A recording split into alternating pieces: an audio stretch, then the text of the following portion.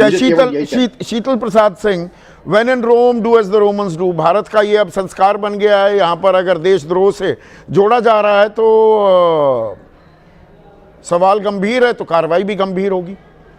विक्रम सिंह कह रहे हैं। सबसे पहली बात तो ये है कि ये जो मसला है ये कहीं इंटरनेशनली रिपोर्ट नहीं हो रहा यूथ कांग्रेस को, लेकिन जो गलगोतिया ने किया है वही सारी दुनिया में रिपोर्ट हुआ है। उस पर लेख लिखे गए हैं, उस पर बहसें हो रही हैं, उस पर मजाक उड़ रहा है, उस पर मीमी बन रही हैं, सारे अंतर्राष्ट्रीय मंच पर वही खबर है। ये हमारा दुर्भाग्यपूर्ण है कि हमारे डोमेस्टिक लेवल पे हमने एक ऐसी बात को जो नॉन सीरियस है बड़ा कर दिया। ये और रियलिटी ये है कि हमारे अपने संविधान में जो आर्टिकल 19 है जिसका आपने उल्लेख किया, उस पर 3 फैसले अभी इसी दौर के हैं, 12 से 20 तक के।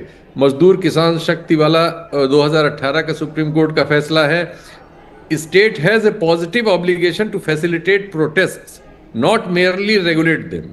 अमित साहनी वाला आपने चूंकि जिक्र कर दिया, मैं नहीं कर रहा हूं। रामलीला मैदान में भी 2012 में सब कुछ हुआ था, उसमें कहा था police action against peaceful protesters must pass. नहीं, आजकल विमर्श कुछ ऐसा हो गया है, सवाल पूछ लो कि देश की बदनामी हो रही, सरकार से सवाल पूछे जा रहे हैं, इसमें देश कहां से आ गया?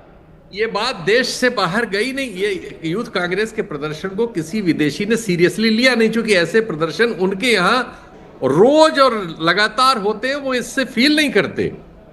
यहां हम अननेसेसरी डोमेस्टिक पॉलिटिक्स में इन चीजों को हमारे चैनल बड़ा कर देते हैं और उस बड़ी घटना को छुपाने के लिए इस घटना का इस्तेमाल किया जा रहा है।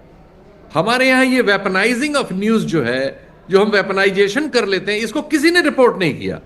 न कोरिया में, न जापान में, न गार्डियन ने, न अमेरिका में किसी एजेंसी ने भी रिपोर्ट नहीं किया यूथ का। अब जरूर ये रिपोर्ट होगा जब यूथ कांग्रेस के प्रेसिडेंट को आपने अरेस्ट कर लिया है, तो ये डैम इंस्टीट्यूट वगैरह जो स्टडी करते हैं या ह्यूमन राइट्स ग्रुप्स हैं, वो इसको जरूर रिकॉर्ड पे लेंगे कि एक ऐसी साधारण सी बात पर जो नहीं। और इसमें इसका अंत परिणाम क्या होता है? सोनम वांगचुक अभी तक जेल में पड़े हुए हैं, 3 मिनट का वीडियो है, तर्जुमा 8 मिनट का। उमर खालिद, शर्जील इमाम, वो अब 6 साल होने को आए, फिर अब साजिश बताकर ना साजिश पता लगेगी कि साजिश क्या थी।